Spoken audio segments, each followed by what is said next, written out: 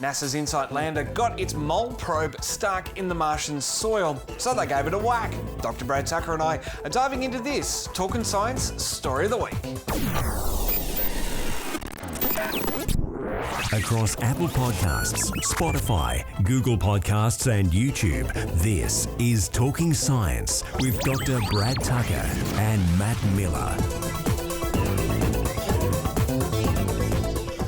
Well, NASA's Mars lander, the InSight probe, had a little instrument that it was going to plough through the Martian soil, and it was going to find out what was going on beneath the surface. Unfortunately, I believe the soil was a bit more compacted than everyone thought here back on Earth, and it had to whack itself with a shovel to get unstuck.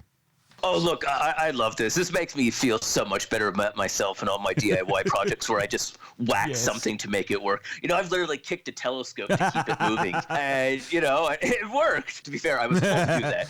So, you know, it feels good that we even have to do this on Mars. So InSight, which is, as you said, this mission to dig into the Martian soil to measure Mars quakes and temperature and thermal changes and pressure changes, it's been really hard to dig down because, as you said, that soil's a bit denser, it's a bit clumpier than they expected.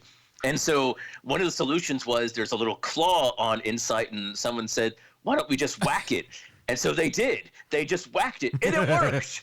It was amazing. It worked. So I really love it. It's just one of these things that sometimes there isn't an elegant solution in space, and it just shows that space is just a further extension of our Earth-like issues and problems and things like that. Well, in the IT and media landscape, we call it a technical tap. It can be as hard as needs be, depends how annoying the instrument is being. But it wasn't their go-to. Exactly. They did try other things first before they gave it a whack. That's right. They've been trying this, I think, for the better part of 2 months to get this moving. So it's not like it was the first thing they said, why don't we just hit it? It was, software reboots and hardware reboots, and then realizing that they kind of needed something physical.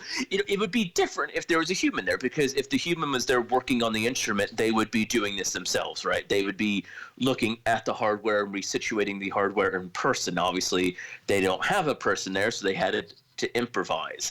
But this would have been after a myriad of checks and attempts to get it to work. But, at the same time, it's exactly as you said here, the classic IT thing, have you restarted your computer, right? And it solves it. We've restarted space telescopes and it solved problems.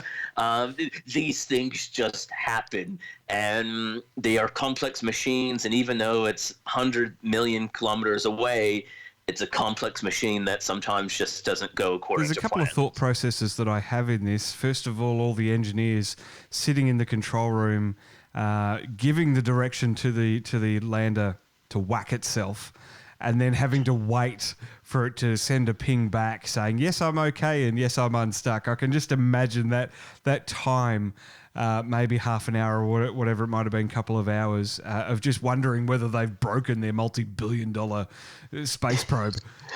Exactly. Did they whack it too hard, right? Did they whack it in the right spot? It's there's so many little things, because you don't really build contingencies for these sorts of things. You think of all potential things, but whacking it is not high on the list of things you plan and train for and design the spacecraft to do. So things can go wrong, but I'm glad it worked. I think it's a sort of smile we all need right now. Well, my other thought on that was that when crewed missions go to Mars with these probes, are they just going to accidentally turn the mission camera away for a second and do it themselves? Yeah, you have to wonder, right? At some point, if they, we have a technical glitch. We're back online. Yes, all of a sudden it's fixed. Yeah. I don't know. It fixed itself. Exactly, that's right. It's look, to be fair, this is always one of these debates about robotic versus human missions, right? Robotic missions are safer. We don't put humans at risk.